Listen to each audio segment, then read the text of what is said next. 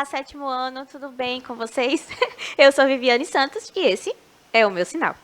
Eu estou aqui no estúdio hoje na companhia de duas mulheres maravilhosas, mas antes de apresentá-las, eu gostaria de me descrever. Eu sou uma mulher negra, tá certo? De cabelos escovados, medianos, uso óculos arredondados, tenho cabelos e olhos castanhos escuros, e estou vestindo uma calça jeans azul e uma blusa laranja. Ao meu lado, na aula de hoje, eu tenho Elaine, a nossa intérprete de Libras. Seja muito bem-vinda, Elaine, tornando as aulas muito mais acessíveis. E também temos a professora Camille Borba no chat. Vamos dar um oi para ela? Olá, lindezas, tudo bem? Espero que vocês estejam animadíssimos para essa aula, porque eu tenho certeza que vai ser incrível. Porque é aula de interpretação de texto. Então vocês vão ter o quê? Certeza que a gente vai passar aqui, ó, minutos, horas conversando sobre o universo, o mundo, os textos e tudo mais. Qualquer dúvida, vocês já sabem, joguem aqui no chat, conversem comigo, deem aqui bom dia, boa tarde, boa noite, dependendo da hora que você está aí, né? Espero que a gente consiga se comunicar por aqui, tá? Então, um beijo, até a próxima. Até daqui a pouco. Até daqui a pouco, até durante a aula, né, professora? Exatamente. Vai que a pessoa está assistindo essa aula do outro lado do mundo. Isso. E aí, para ela, não é dia, é noite, depende. Então, o tempo é o quê? Relativo, né? A gente pode falar isso. É verdade. Ó, vamos lá. Como a professora Camille estava falando, se você ainda não fez o login no aplicativo, baixa o app, coloca lá o seu número de matrícula, que os QR codes estão na sua tela, com o número de matrícula e com a sua data de nascimento, tá certo? Para conversar com a gente enquanto a aula acontece. A nossa aula de hoje é sobre conto. Esse gênero narrativo maravilhoso que transporta a gente para um outro lugar, né? Um lugar completamente imaginado. Então, a gente vai começar a fazer interpretações de texto e pensar um pouquinho sobre a estrutura, sobre o que mais a gente pode relembrar sobre o gênero textual. A gente está o tempo todo pensando... Acho que caiu alguma coisa aqui. O tempo todo pensando sobre o gênero. Isso. E aí é sempre bom relembrar alguns aspectos, né? O que é que a gente pode encontrar nesse tipo de texto, tá? O conto é um gênero textual narrativo que busca contar, uma história por meio de elementos fantasiosos. Quando a gente fala em elemento fantasioso, vai ser alguma coisa que foge um pouquinho da nossa realidade. Então, se a gente tem ruas movimentadas, cheias de carros, pode ser que num conto fantasioso a rua esteja enfeitada com, sei lá, sapos gigantes. Que não tem nada a ver com a realidade, né? Mas que na história farão completo sentido, tá certo? Professora Viviane, eu acho que seria bom, Gostasse né? dos meus sapos Eu gigantes? adorei, eu fiquei imaginando. Que a gente pensasse que, na verdade, a verdade narrativa, a verdade do texto, ela não precisa ser uma réplica da nossa realidade real, digamos assim. Realidade real é quase Isso. E aí a gente pode até, inclusive, falar um pouquinho depois do pacto ficcional, né? Sim. Que é importante para que você, leitor, aceite aquela realidade daquele conto, daquele romance, daquele mini-conto, daquela narrativa, como a verdade do texto. E aí, ali, tudo é possível. Porque a literatura ela vai trabalhar com o possível e o impossível, o imaginável e o inimaginável. O que a gente conseguir dar conta com uma linguagem vai ser possível de escrever, né? Isso, que a gente não conseguir dar conta da linguagem, a gente imagina. Isso. Né? A gente imagina e cria a nossa própria realidade. Isso mesmo. Vamos continuar. O conto apresentará toda a estrutura da narrativa, que é aquela que a gente já conhece, né? Então, terá narrador, personagens, tempo, espaço, contexto de produção, intenção de entreter o leitor, etc. A estrutura é aquela que a gente já conhece. A gente já conversou também sobre os tipos de narrador, né? A gente tem o narrador onisciente, o narrador personagem, a gente tem o narrador observador. Isso. Quase que me fugiu aqui a memória. E a gente tem esses três tipos de narração que são diferentes entre si, né? É diferente de eu estar narrando uma história em que eu participo e uma história em que eu simplesmente assisto a todas as outras personagens fazerem o que querem, e é diferente de eu ser um narrador que tudo sabe. Então, eu sei o que as personagens estão pensando e quais são os sentimentos por trás daquelas ações que eles tomaram. É uma narrativa diferente, né? Do mesmo jeito que a gente para pensar numa autobiografia, numa biografia em que a gente tem uma narração em terceira pessoa na biografia e uma narração em primeira pessoa na autobiografia, porque eu estou falando de mim. Então, a narração vai dar um ímpeto para a narrativa completamente diferente a depender da intenção daquele autor com aquela escolha. Também apresentará, e o conto que eu falo, né, também apresentará a linguagem conotativa, possível elemento fantástico, figuras de linguagem e liberdade poética. Ou seja, a língua pode não obedecer inteiramente à norma padrão, pois é possível fazer experimentações. A gente tem várias coisas que são adicionadas à narrativa, não só por causa do elemento mágico, mas também por experimentações que um autor pode fazer com a língua, com a linguagem, com a forma de expressão. Então, ao criar possíveis situações, eu também estou experimentando a forma em que eu vou comunicar essas novas configurações para o meu leitor, tá certo? E aí eu trago o texto experimentando coisas novas, para o meu leitor experimentar sensações novas também. Isso é importante também. Tá? Quanto com relação à norma padrão, a gente está muito acostumado a ir para a gramática para tentar escrever bem. Isso. Quando, na verdade, num texto narrativo, é aconselhável que se mantenha, né? Mas há muitos casos de experimentação linguística. Há uma liberdade. Isso. Há uma maior liberdade, porque os gêneros eles acabam abarcando todas as possibilidades da linguagem. Então, assim, enquanto em um texto dissertativo argumentativo, por exemplo, uma carta de apresentação, alguns gêneros que exigem um registro formal da linguagem, no campo do literário, a gente vai ter uma possibilidade infinita. A gente pode fazer uso das figuras de linguagem, né, como você vai falar, a gente pode registrar as palavras, mesmo que tenham desvios, porque geralmente existe um propósito para isso. Então, é um campo muito mais livre, muito mais experimentativo, não é isso, professora Viviane? Demais, eu lembrei um pouquinho de Saramago, né? Saramago, é verdade. escrevendo ali, talvez com uma pontuação que era própria.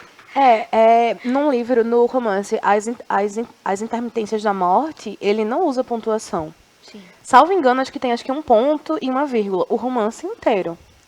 E aí a gente faz com que a gente, o leitor, reflita do papel da pontuação no discurso, né? Sim. Porque você lê inteiro, assim, direto. E aí o modo como a gente vai ler também fica diferente, né? E aí dá uma renovada no gênero, nessa experiência com a linguagem. E eu lembrei do livro, eu não lembro o nome do livro, mas em que as personagens são as pontuações. Né? Aí é um recurso irônico até, de como a pontuação vai ser importante para a narrativa, mas ele coloca essa importância tão expressiva que vai transformar essa pontuação em personagens. Elas ganham vida. E aí tem todo um trabalho de personalidade, né, em cima de o que é que um travessão falaria para uma vírgula. A gente não sabe, a gente vai ter que imaginar isso. Vamos ler o conto? Eu trouxe um conto aqui chamado 7 anos mais 7, que é aparentemente uma história, um conto de fadas aparentemente tradicional, do jeito que a gente conhece. A gente tem vários contos de fadas que são memoráveis e eternos, né? Até hoje, pelo menos, estão completamente presentes no nosso dia a dia. Eu trouxe esse conto e ele vai se parecer muito com um conto de fadas tradicional, mas eu queria que a gente pensasse exatamente o final dele para ver se há algum desvio aí da tradição. Tá?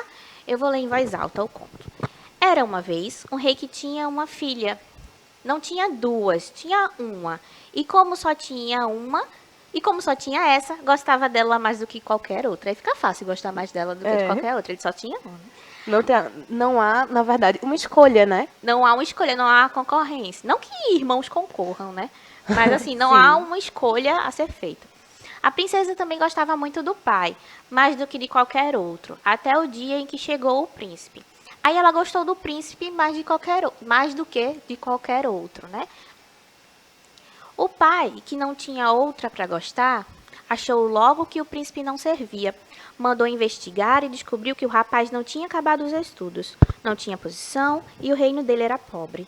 Era bonzinho, disseram, mas enfim, não era nenhum marido ideal para sua filha, de quem o pai gosta mais do que de qualquer outra.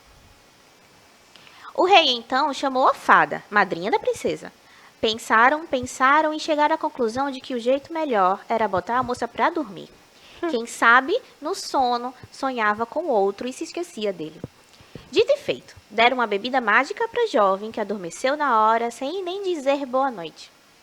Deitaram a moça numa cama enorme, num quarto enorme, dentro de um outro quarto enorme, onde se chegava por um corredor também enorme. 7 portas enormes escondiam a entrada pequena do enorme corredor. Cavaram 7 fossos ao redor do castelo. Plantaram 7 trepadeiras nos 7 cantos do castelo. E puseram 7 guardas. O príncipe, ao saber que sua bela dormia por obra de magia e que pensavam assim afastá-lo dele, não teve dúvidas. Mandou construir um castelo com 7 fossos e 7 plantas. Deitou-se numa cama enorme, num quarto enorme, aonde se chegava por um corredor enorme, disfarçado por 7 enormes portas, e começou a dormir. 7 anos se passaram e mais 7. E o príncipe não sonhou com ninguém, a não ser com a princesa. Até o dia em que ambos sonharam que era chegada a hora de casar. E sonharam com um casamento cheio de festa e de música e de danças. E sonharam que tiveram muitos filhos e que foram muito felizes para o resto da vida. Caramba. Forte, né? Ó, esse texto é da Marina Colasanti e está disponível lá na árvore do livro. Daqui a pouco eu boto o QR Code para vocês lerem aí da tela do seu celular e ter acesso ao material. Mas eu queria que a gente parasse para pensar um pouquinho sobre a estrutura desse conto. E mais do que a estrutura, a história em si. A história. Né? Que talvez seja mais importante do que a estrutura, já que a gente já sabe alguns elementos básicos, né? Personagens, narrador, enredo, etc. Queria que a gente pensasse, eu gosto muito que é um rei e uma princesa, aparentemente são características de um conto de fada tradicional, mas aí você tem a princesa que achou um outro para amar, enquanto que o pai, que é o rei, acaba não tendo essa outra pessoa para amar. Uma terapia aí viria bastante a calhar, né? Mas é a substituição. É isso, é a substituição. Né? É que, na verdade, deveria ser uma adição, né? Deveria ser agregar valor. Eu trago o príncipe para a minha família, então eu aumento a minha família. Mas, para o pai, o sentimento não era essa adição. Era de divisão. Perda. Né? Porque ele ia perder a única que ele amava, a favorita dele. Então, a gente tem esse primeiro sentimento, que dá pra gente inferir com relação ao rei. E, em seguida, a gente tem um ponto bastante problemático, que eu vejo dessa forma, problemático, né? Eu entendo dessa forma, que é a decisão de adormecer a princesa, que é uma decisão do rei. Não, em nenhum momento é conversado com a princesa sobre se ela queria dormir para esquecer o príncipe que conhecera. Muito pelo contrário, ele simplesmente a adormece, aprende em uma estrutura grandiosa, né? A gente tem camas enormes, a gente tem paredes enormes, um castelo enorme, fossos enormes ao redor do castelo, uma estrutura gigantesca para manter essa princesa acorrentada, adormecida e presa, para que ela não haja da forma que ela quer agir. E aí o príncipe, depois que sabe disso, faz o quê? A mesma coisa. Ele vai também adormecer-se, ficar preso em um outro quarto com as mesmas dimensões que o quarto da princesa. Ele também vai se aprisionar em um grande castelo. E aí 7 anos se passam desde que isso acontece com relação aos dois. E aí eu quero pensar com vocês o que o final do conto nos dá. Porque normalmente nas histórias de fadas tradicionais, nos contos de fadas, a gente tem, ao final da história, sempre um final feliz. Né? Um final em que a princesa acorda, a fada madrinha ajuda a encontrar um ao outro, né? A gente tem a realização desse amor. Normalmente há um casamento, né? Há sempre aquele final grandioso. E aqui o que acontece é justamente a suspensão desse final para que se instaure um outro. Um final que é do mundo dos sonhos. Professora Viviane, me parece que quando eles adormecem, principalmente a escolha do príncipe em se colocar para dormir, visto que a princesa não teve nenhuma agência, ela não pôde decidir, ela não pôde escolher, ela é vítima disso aqui, a gente pode ver. Eles encontram uma saída para uma vida que eles não tiveram, que é o mundo dos sonhos. É quase como se fosse uma outra saída. É muito triste, ao mesmo tempo que para mim parece até bonito. Quase como uma solução. Eu fiquei pensando, professora Camille, se é realmente viver.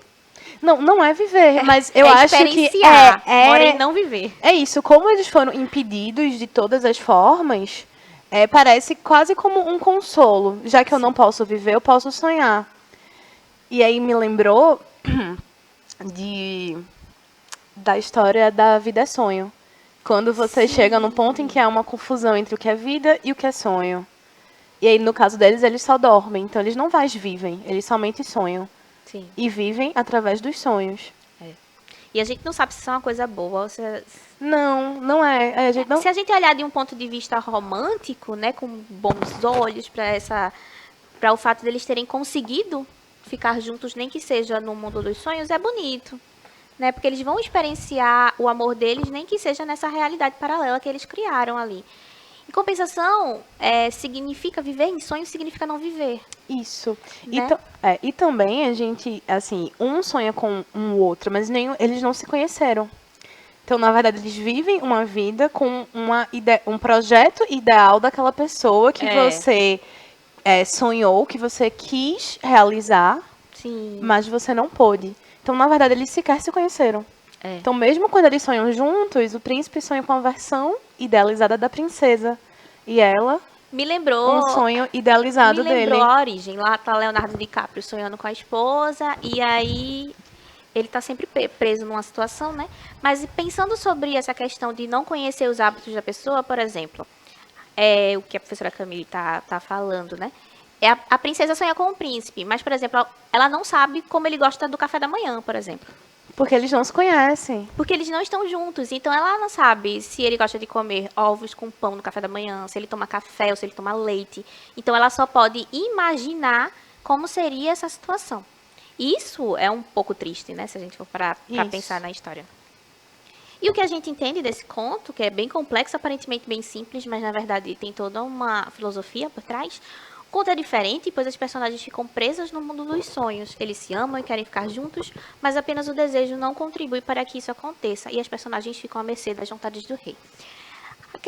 A questão da vontade, do desejo e de estar à mercê da vontade do outro, né? De alguém que é superior a você em termos de hierarquia. Não há em um reino absolutista, como é que... Eu esqueci a palavra. Mas não há num lugar que é governado por um rei absoluto, ninguém acima desse rei. Mas estava certo. Tipo, é um rei absolutista, exatamente. Isso. Então não há ninguém acima dele. Então nem mesmo a princesa pode ir contra a ordem desse rei. Ele acaba sendo o senhor de todos os destinos, né? Exatamente. Exatamente. Olha que responsabilidade, né? E como a gente pode perceber, o fato dele ser senhor dos destinos e ter esse poder não torna-o sábio. Não. Né? Muito pelo contrário. Só o torna poderoso. Isso. E aí, outro ponto interessante é que o desejo não é suficiente para que nós consigamos tudo aquilo que nós queremos. Tá? É necessário uma série de outros fatores que possam corroborar e nos ajudar a ter o que queremos. Então, é necessário esforço, é necessário que todas as condições do ambiente e que as pessoas ao nosso redor nos ajudem também, né? E em algum momento você vai precisar dizer não. Que é quando chega ao seu limite, que é quando a sua própria escolha, a sua vida. Isso é quando a gente fica adulto, tá? Obedeçam os pais de vocês. Os pais de vocês sabem o que eles estão fazendo. Mas quando a gente fica adulto, em algum momento a gente vai precisar negar alguma coisa para alguém. Não dá para aceitar tudo. Porque quando a gente aceita tudo, a gente fica de uma forma não controlando o nosso destino totalmente, né? Isso. Vamos continuar. E será que todo conto precisa ser longo, minha gente? A gente se delongou no conto, professora Camila. Não, nós nos delongamos na interpretação do conto. Foi. Que é, na verdade, acho que a melhor parte da leitura, né? Exato. Mas nem todo conto precisa ser longo. E eu trouxe aqui, na verdade, um tema que a professora Camille adora, que é o tal do microconto. O microconto vai ser uma estrutura ainda menor do que o conto, que já é uma estrutura menorzinha do que uma narrativa longa, do que uma novela, né? Então, o microconto vai ser esse poder de condensar o máximo de história possível no menor arrumadinho ali de palavras também. Vamos ler uma definição? Ó. Se o conto é uma narrativa curta, o microconto é uma narrativa ainda mais breve, que surgiu da influência do uso das redes sociais e da necessidade constante de condensar as informações. Eu lembro que quando surgiu aquela rede social que só podia escrever 144 caracteres, eu fiquei doida, eu fiquei virada porque não podia escrever. E aí eu queria escrever e não podia. E aí o microconto surge também nessa necessidade de condensar informações em um mínimo espaço possível, tá? Eu trouxe aqui um microconto do Adriano Salvi, eu acho que eu trouxe mais de um, chamado Desencontros. Entre idas e vindas, seu amor se desencontrou. Já que a gente está falando de amor, né? A gente falou aí da história da princesa adormecida. E eu trouxe esse. Desencontros, ou seja, pessoas que não se encontraram, né? Entre idas e vindas, seu amor se desencontrou. E aí eu queria que a gente parasse para pensar um pouquinho do que a gente entende desse conto, tá? O microconto fala sobre um amor desencontrado, das relações que vêm e vão e que não dão certo no final, mas ao mesmo tempo fala de um amor próprio que também se perde quando nos decepcionamos. Quando a gente vai e para pensar um pouquinho sobre o conto lido da Princesa Adormecida e esse microconto, a gente percebe que eles têm pontos em comum, de temática. Os dois falam sobre o amor. E nesse caso específico, amores não realizados. E amores desencontrados. Desencontrados. Né? Que é bem bonito, mais bonito muito do triste. que não realizados. Né? Desencontrados. E aí, esse microconto, ele está contando toda uma história em apenas poucas linhas, né? Ou seja, tem toda uma narrativa ali por trás. 2 pessoas se encontraram, 2 pessoas se apaixonaram, 2 pessoas perceberam que não podiam ficar juntas e acabaram se separando. Ao mesmo tempo, ele faz uma inferência ao amor próprio. Porque toda vez que a gente termina um relacionamento, também vai ali alguma coisa da gente. A gente fica triste por um tempo, né? Assim, espera-se, né? Em alguns casos não. Mas aí a gente tem que encontrar o nosso amor próprio novamente. E esse caminho vai mais à frente do que um relacionamento amoroso. Às vezes a gente precisa passar a vida toda procurando o amor próprio, né? Isso. Vamos lá. A desesperança que se instaura quando o novo amor não se realiza e isso tudo se acumula dentro de alguém. Então, assim, o microconto, embora ele seja muito curtinho, ele tem essa capacidade narrativa de potencializar a emoção. Não é porque ele é muito curto que vai fazer com que o leitor passe por ele de forma indolor.